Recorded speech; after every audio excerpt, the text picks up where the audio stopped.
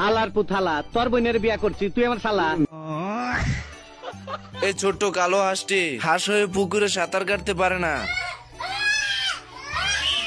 बेकार है भैया, मैं तो टूट गया। সাঁতার না জানার দুঃখে জঙ্গলে এসে হাঁসটি বসে বসে কাঁদতে থাকে। তা দেখে জঙ্গলের প্রাণীরা এসে বলে, বাইক না তোমার বডির এই অবস্থা কে? সুইমিং লাও নাকি? রক মক বাইরে গেছে। এরপর হাঁসটি কিভাবে সাঁতার শেখা যায় সাঁতার প্রশিক্ষকের কাছে চলে যায়। আমি বলুম না, আমার শরম করে। এটা কোনো সিদ্ধি ফিদ্ধি না, এটা সবজি। আচ্ছা কিনছি রে কিনছি, আমি টেনশন কিনছি। সাঁতার প্রশিক্ষকের কাছ থেকে বুদ্ধি নিয়ে সাঁতার কাটতে চলে আসে। वाओ क्या लड़का है, वेरी हैंडसम बॉय, इससे तो बहुत मजा आएगा। সুটিয়ে লাল করে দেবো, নোংরামি বার করে দেবো। এই কুমিরটি হাঁসের বাচ্চাদেরকে দেখতে পায় এবং তাদেরকে খাওয়ার জন্য আস্তে আস্তে তাদের কাছে চলে যায়।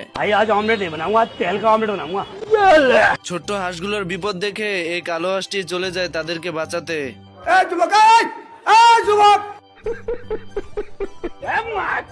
কুমিরটি হাঁসটিকে দেখে ফেলে এবং লেজ দিয়ে বাড়ি মেরে তার মুখের ভিতর ভরে নেয়, কিন্তু বেশিক্ষণ রাখতে পারে না কারণ হাঁসটি দাঁত ভেঙে বেরিয়ে আসে। তোরা কে কোন নাস আমার বাচ্চা, আমার বোর কাপড় পরছে আমার শাশুড়ি, আমি জানতাম না। এরপর কুমির এসে হাঁসকে কামড়াতে গিয়ে গাছের কুটির ভিতর আটকে পড়ে, কিন্তু কুমির অনেক ছোটাছুটি চেষ্টা করেও বেরোতে পারে না এবং স্রোতের সঙ্গে চলে যায়। এরপর হাঁস আস্তে আস্তে নদীর কূলে চলে যায় তার বন্ধুদের কাছে। তার বন্ধুরা খুশি হয়ে স্লোগান দিতে থাকে।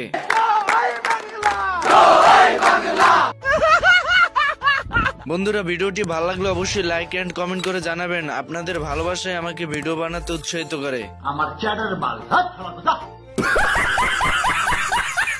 হাঁসটি কুকুরটিকে খাঁচায় বন্দি করে দিল্লি থেকে পাকিস্তানে নিয়ে যাচ্ছিল। তা দেখে কুকুরটি বলে ওঠে, दिल्ली নয়, পিন্ডি নয়, নয় অন্য কোন দেশ, সবার আগে বাংলাদেশ।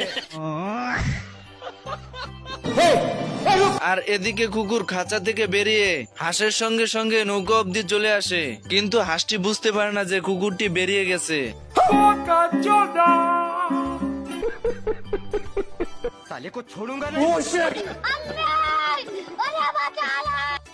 আরে এমালে তো কুকুর হয়ে বাদরের মতন গাছে গাছে ঝুলছে। सब क्या देखना पड़ रहा है? अच्छा है मैं अंधा हूँ। তার মানে গাইস, ডিজিটাল যুগে আধুনিকতার ছোঁয়া পেয়ে সব আপডেট হয়ে গেছে।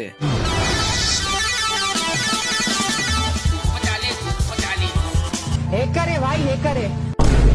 हाँ हाँ हाँ